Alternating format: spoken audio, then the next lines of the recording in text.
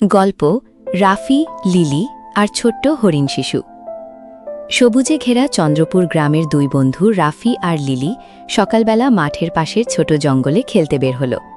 গ্রামের এই জায়গাটা খুব শান্ত, ডানে ধানক্ষেত, বায়ে তালগাছ আর মাঝখানে ছোট একটি বাঁশঝাড়।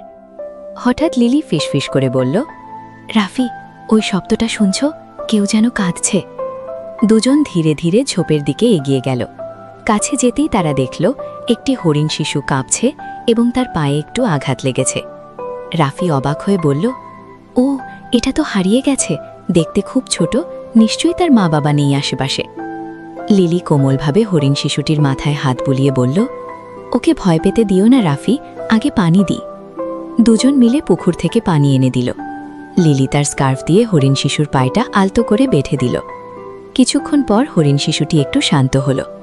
ঠিক তখনই পাশের জঙ্গল থেকে দুইটি বড় হরিণ বের হয়ে এলো, সম্ভবত শিশুটির মা বাবা। তারা সতর্ক চোখে দুই শিশুর দিকে তাকালো, কিন্তু দেখল রাফি আর লিলি কোনো ক্ষতি করছে না, বরং যত্ন নিচ্ছে। লিলি হাসি দিয়ে পিছিয়ে গেল। ওদের পরিবার এসেছে, চলো রাফি। হরিণ শিশুটি খুঁড়িয়ে খুঁড়িয়ে তার মায়ের কাছে গেল। মা হরিণ তার মাথাটি আলতো করে চেটে দিল, যেন ধন্যবাদ।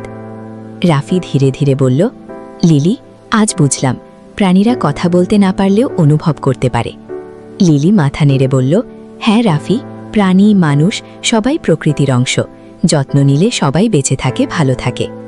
দুজন বাড়ি ফিরে গেল এক দারুণ শিক্ষা নিয়ে। দয়া করলে পৃথিবী আরও সুন্দর হয়। গল্পের মূল শিক্ষা: যারা দুর্বল, প্রাণী হোক বা মানুষ, তাদের সাহায্য করা উচিত। দয়া, ভালোবাসা ও সহানুভূতি জীবনের সবচেয়ে বড় গুণ। প্রকৃতির সব জীব একে অপরের উপর নির্ভরশীল।